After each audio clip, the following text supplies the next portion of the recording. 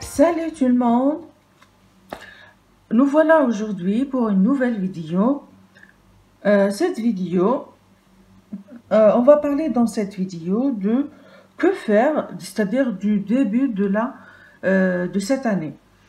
C'est-à-dire que faire le 4 octobre. Qu'est-ce qu'on doit faire? Alors, on va discuter d'une projection faite par un certain inspecteur qui s'appelle Mohamed Chekri. C'est un inspecteur de langue française de la circonscription d'Ouazezga à Zefoun, wilaya de Tizi Ouzou. On commence la projection. Bon, tout le monde sait que les élèves ainsi que les enseignants sont en rupture des bancs d'école depuis plus de 6 mois au plus. C'est clair. Et c'est-à-dire, qu'est-ce qu'on va faire avec ces élèves le jour de la rentrée, c'est-à-dire à partir du 4 octobre, qu'est-ce qu'on va faire? Est-ce qu'on doit commencer le programme par une évaluation diagnostique, puis on va entamer le programme de cette année? Bon, soit on va terminer le programme de l'année dernière, qu'est-ce qu'on va faire? Alors, monsieur Mohamed Chekri a proposé 3 dispositifs. Les 3 dispositifs sont l'achèvement des programmes de la précédente année, une évaluation diagnostique et une remise à niveau. Alors, il dit que on doit jumeler l'achèvement du programme avec la remise à niveau, parce que ce sont 2 dispositifs qu'on ne peut pas, c'est-à-dire se passer, sans passer. C'est clair, il faut bien que les contenus d'apprentissage qui manquaient à la précédente année soient achevés. C'est clair, soient récupérés pour l'élève. C'est clair. Parce que ce sont des savoirs de différents types et des connaissances que l'élève doit maîtriser pendant nouvelle année. C'est clair. Bon, c'est vraiment difficile de ramener les élèves à reprendre les réflexes d'apprentissage après plus de 6 mois de rupture, mais c'est vrai, ce n'est pas une chose aisée, mais il faut le faire. C'est une chose indispensable, voire nécessaire. L'évaluation diagnostique, on sait que c'est-à-dire au début de chaque année, on va faire une évaluation diagnostique pour définir le profil d'entrée des élèves. C'est clair. Bon, pour cette année, on ne peut pas la faire au début de l'année. C'est clair, parce qu'on n'a pas de profil de sortie. Les élèves n'ont pas terminé le programme. Ils n'ont pas de profil de sortie, c'est-à-dire ils n'ont pas de profil d'entrée. C'est clair, ça c'est clair. Alors, on va entamer dès le 4 octobre d'évaluation diagnostique n'a pas de sens. Mais mettre en œuvre des évaluations diagnostiques avant d'entamer le nouveau programme reste une exigence didactique. C'est-à-dire, on doit d'abord achever le programme, faire une évaluation diagnostique. Il nous reste maintenant la remise à niveau. Quand faire la remise à niveau? Quand on doit la faire? Bon, une période de remise à niveau des élèves, au moins au niveau du mois de mars. C'est clair, et à mon avis, très utile et important. Alors, une période fondamentale, c'est une période fondamentale qui conditionne la réussite de la prochaine année scolaire.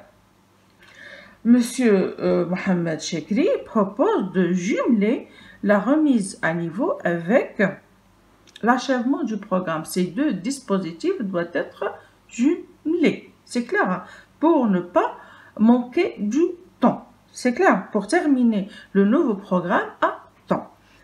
Bon, comment on va procéder avec les 3 niveaux? On va commencer avec la 3e année.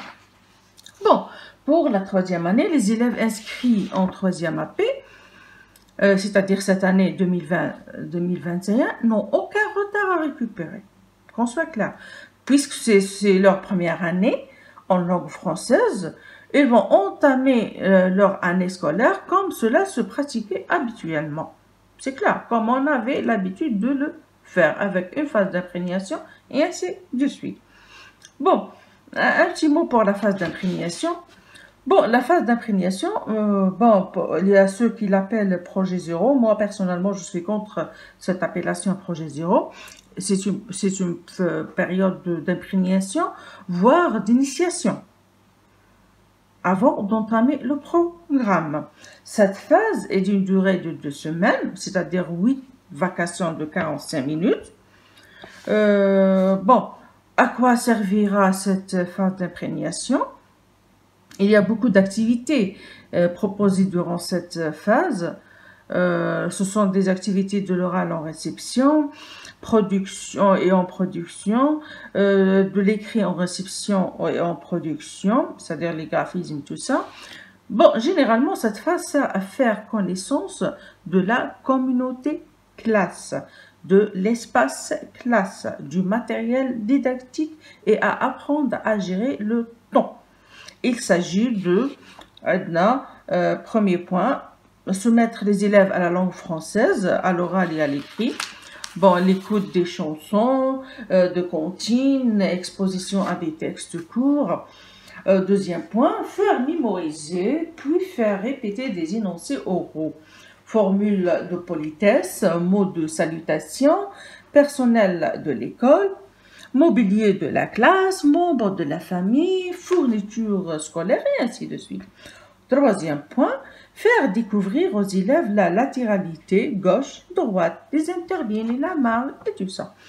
Bon, après, faire découvrir aux élèves les consignes scolaires, souligner, entourer, tracer et tout ça.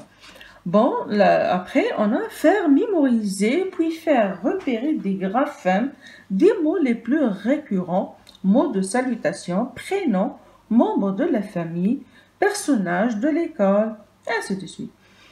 Faire découvrir aux élèves les documents didactiques, manuels scolaires, cahiers d'activité, cahiers de classe et tout ça. Bon, ça c'est pour la 3e année. Pour la 4e année, maintenant, pour la 4e année, les élèves qui sont inscrits en 4e AP pour cette année, c'est-à-dire 2020-2021, qui étaient en 3e AP l'année dernière, ont un retard d'un trimestre. Disons qu'il leur manque le 4e projet de la 3e AP, avec tous ces apprentissages de l'écrit et de l'oral. Bon, alors... c'est évident qu'il sera mis en œuvre un dispositif pédagogique de remise à niveau qui consiste en la récupération du dernier projet de l'année précédente et on a dit la récupération du dernier projet de l'année précédente.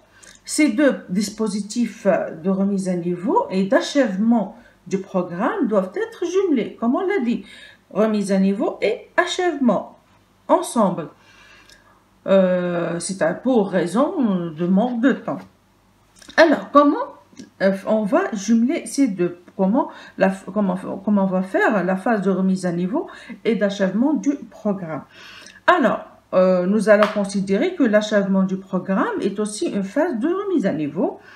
Bon, c'est-à-dire durant cette phase que les élèves finiront par retrouver leurs apprentissages, leurs réflexions, leurs stratégies et tout ça, leurs habitudes d'apprenant.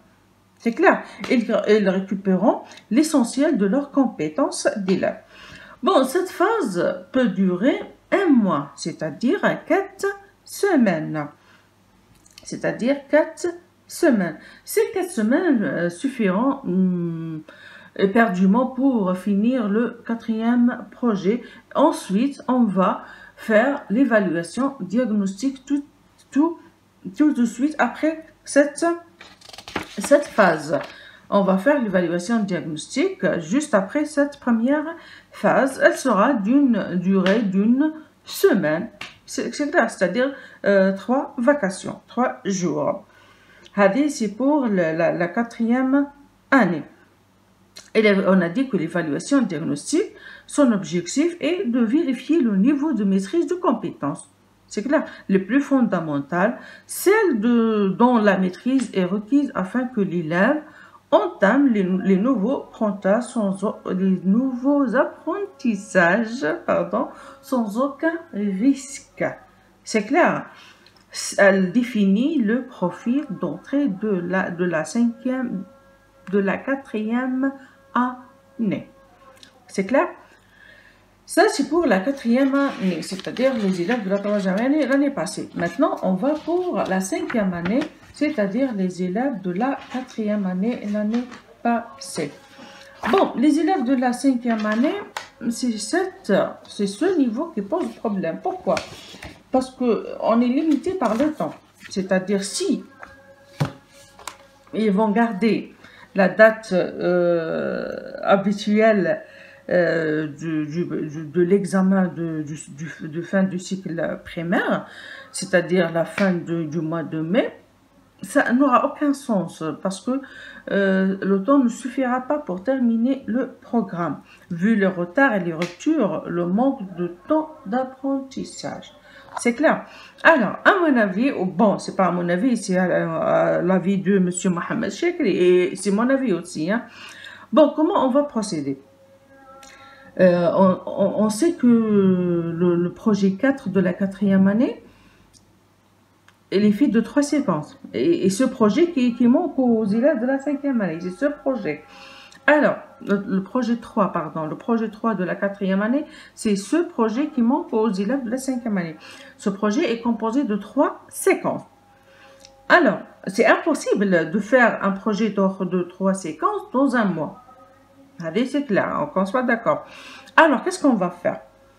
Nous allons considérer que l'achèvement du programme de la 4e année est une phase de remise à niveau, comme on l'a dit. Et on va considérer que cette phase va durer 2 séquences seulement, c'est-à-dire 1 mois, 2 séquences. On va la faire dans 2 séquences, c'est tout. Alors, on a dit que c'est un projet composé de 3 séquences. Chaque séquence est réalisée normalement en 9 vacations de 1h30. Donc, le projet est réalisé en 27 vacations de 1h30. Nous ne disposons pas de 27 vacations pour réaliser ce projet. Nous n'avons que 14 vacations de 1h30. Alors, le temps ne suffit pas. Que faire? Quelle est la solution? Bon, la solution, selon M. Mohamed Chekri, c'est imaginer un projet de 2 séquences de 7 vacations de 1h30 chacune. Et quel contenu d'apprentissage choisir alors? Alors, les apprentissages les plus fondamentaux sont choisis. Il y a toujours des choix à faire et c'est à l'enseignant que revient d'opérer de tels choix. C'est-à-dire, c'est à lui seul qui connaît les points forts et les points faibles de ses élèves. C'est-à-dire, l'essentiel est que chaque séquence sera structurée autour d'apprentissages qui couvrent les domaines d'enseignement ou de compétences. Dans chaque séquence, on doit trouver l'oral, la réception et production, l'écrit, réception et production et les apprentissages linguistiques. C'est-à-dire, c'est la responsabilité de l'enseignant de choisir ses apprentissages. C'est clair? C'était tout pour aujourd'hui. Je vous remercie. Je remercie M. Mohamed Chekri pour cette projection que je trouve très intéressante. Je vous remercie pour votre attention et à la prochaine vidéo, Inch'Allah. Au revoir.